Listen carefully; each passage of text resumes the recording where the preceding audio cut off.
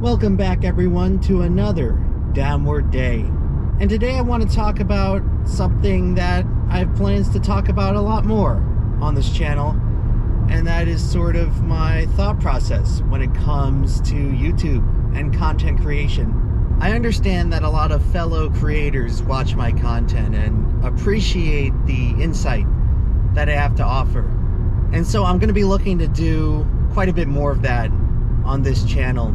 Sort of take people behind the big green curtain and sort of see the inner machinations of what really makes Emplemon tick, as well as sort of general tips, advice, wisdom about how to sort of make content for the internet and not absolutely hate it.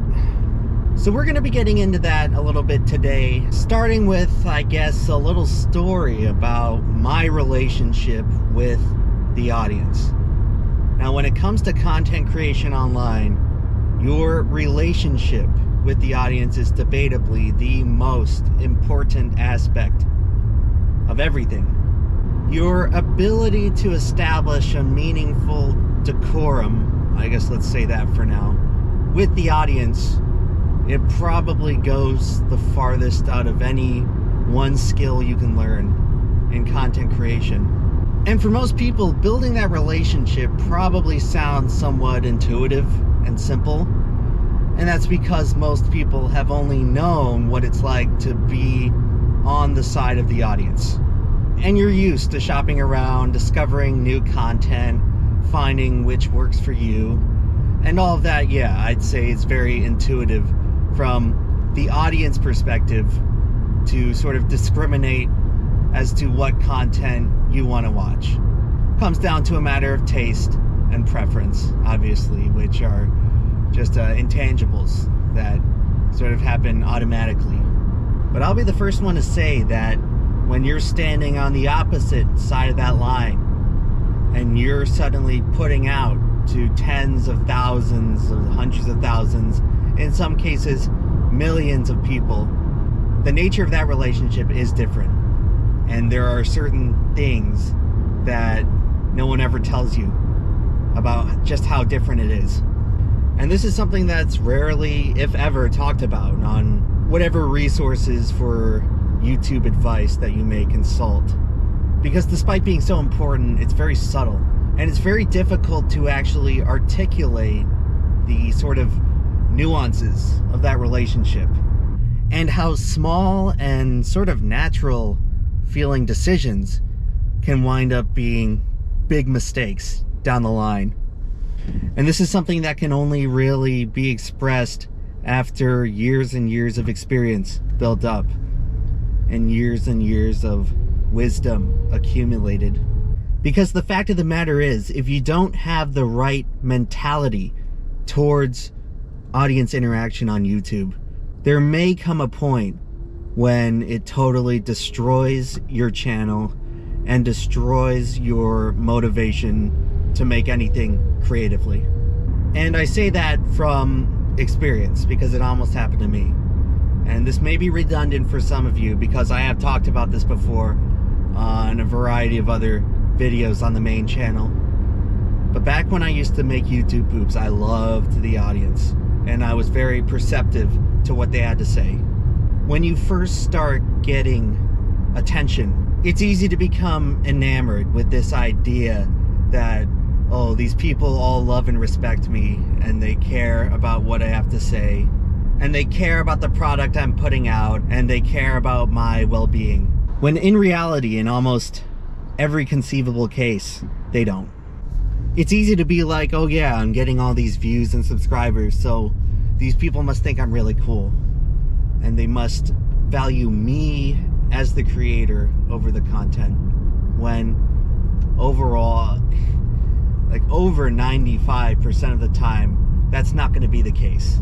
It's easy to make the mistake of assuming that all these numbers are equivalent to a genuine emotional and spiritual connection. And overwhelmingly, in probably 95, maybe even 99% of viewer impressions, that's not going to be the case. Someone is going to have clicked on your video because it's either a gimmick or it's something trendy or it's something they're specifically looking for in the moment. But your role as the creator is not vital. It doesn't necessarily matter. This is like the cold, hard reality that's important to understand in the sort of modern, algorithm-driven content of today. We're overwhelmingly new viewers who click on your videos because they're just exploring, or they're bored, or they're just looking for something to pass the time while they're waiting in line to get fast food or whatever. They're not going to stick, okay? Especially now that TikTok and Shorts are so common. These people might be watching 1,000 different creators a day. There's not enough emotional energy to care about each and every one of them. So based on that alone, which do you think is more likely? Are you going to be on the side of the people who made a super deep impression on them and they'll come back?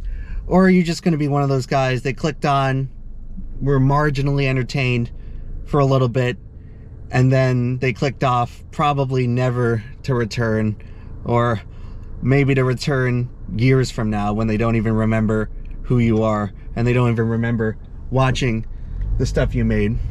That's unfortunately the reality for most content and most YouTubers. And that's just, in most regards, you are interchangeable. It really doesn't matter that you specifically made that video. And why is that important? Well, it's because it's so easy to fall into the trap of thinking that all these views and supporters are gonna last, and that these people love what you make and they love you. Chances are they don't. And it's important for your well-being to not allow yourself to believe that. Because back in 2013, 2014, when I first started rising up the ranks, while my YouTube poops were blowing up in the algorithm, that's what I thought. And the personal metrics, like the comments, may be very positive. That's the thing. I don't fault creators for believing it, because it is very deceptive into thinking that you are that rock star. You are Elvis Presley walking out on stage with thousands of screaming and adoring fans. But the realities of online content creation is that it's a lot more difficult to create that long-lasting, deep, emotional and spiritual connection with the audience. It takes years, in most cases, of repeated, continuous, habitual viewership for the nature of the relationship to become like that. And sometimes, based on the type of content you're making, the specific niche of audience following you may never see you like that. And you see this happen all the time to people who cater their content to children and young teens, where you make a huge chunk of your audience just this classification of people who haven't really figured out the person they want to be yet. So 4 or 5 years later, they grow up and they have completely different interests.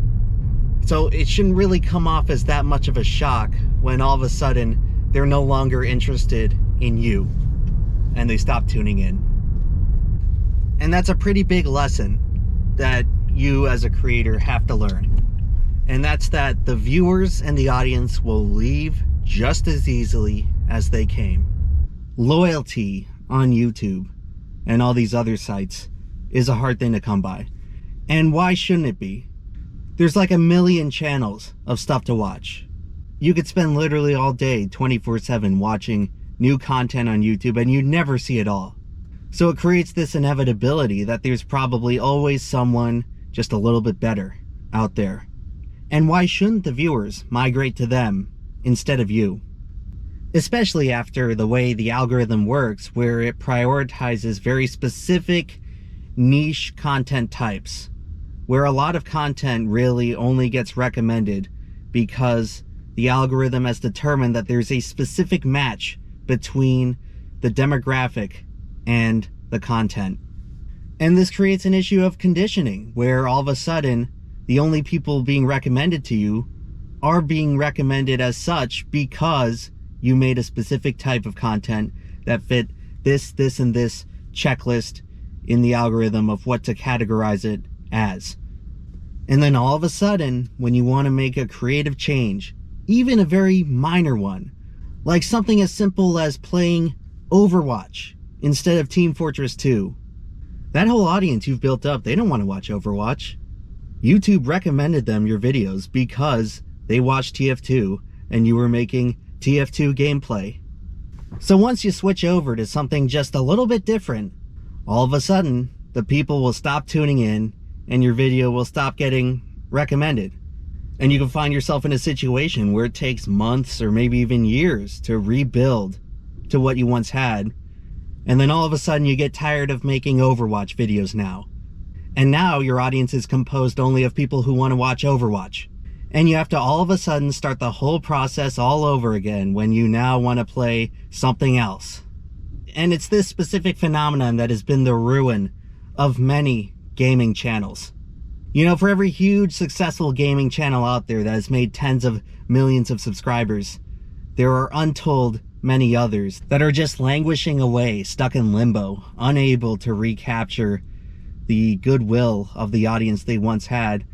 And it's realistically not even their fault. It's not anyone's fault. It's just the nature of making content on platforms where algorithms, by and large, control what the general audience sees. Creators should have freedom. They should have mobility to choose the type of content they want to make. That is a positive attribute. I will never fault a creator for taking their creative destiny into their own hands and doing something that they're truly passionate about, even if it's not as financially or fiscally successful. And that's because I empathize with it. Because after a while, I did get tired of making YouTube poops. And then when I stopped doing it, the audience I had built after all that time, they just up and left. At one point, 99 out of 100 people who were watching me at my peak were no longer tuning in anymore. And that was very disheartening to me. Not so much the loss in fame or any impact to my ego, but more so that the tastes of the audience were conditioned to be that fickle, that all this love and admiration and viewership from the audience could just disappear like that. I don't know, it made the whole thing feel kind of pointless, almost. It was like a really nihilistic realization. Almost like, what's the point of building up an audience if they can just fly away like that when I dare to make slight creative changes to the product I'm putting out? It was a really unsettling thought, because what's the alternative? Are you just imprisoned and chained to one type of content that you have to make in perpetuity forever just so these people will stick around? And I think that's the situation that a lot of YouTubers find themselves in. And it causes you to hate making videos and to make YouTube just like any other boring, real job where you just mindlessly grind away in an office for 10 hours a day. I'd imagine it just completely sucks the joy out of anything you're working on. And especially for people who financially depend on YouTube, they don't have that liberty to change things up. They are pretty much just forced to keep making the crowd-pleasing content out of a fear that as soon as they stop, 99% of their audience is going to disappear, just like it did for me. And so I learned an important lesson when all that happened, and that's that you can't shape your channel around one type of content, because once you get popular, your audience is going to want that same thing over and over again, and you're just going to be stuck. Either make it forever or lose everything. And after I lost my original audience, I vowed to myself that if I were to rebuild this channel, I would do so in a way where the audience would come to me. Okay, we are back. GoPro had a little bit of an overheating problem right there. So I turned up the AC, pointed it at kind of where the GoPro is sitting. So hopefully this will help keep the temperature under control. Alright, so just like the GoPro did just now in this oppressive Florida heat, my YouTube audience completely melted down, and I had to press the reset button. And for a while there, I was pretty much left to wonder what went wrong. I was making the videos that people wanted to see, and then all of a sudden, it all just went away. What happened?